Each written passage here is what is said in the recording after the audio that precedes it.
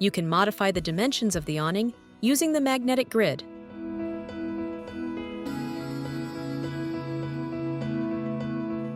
From the level, use the grid to adjust the width and projection.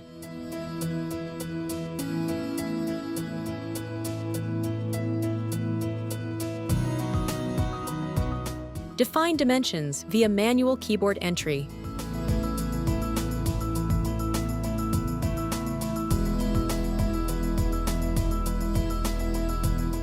Or set them using the drawing references.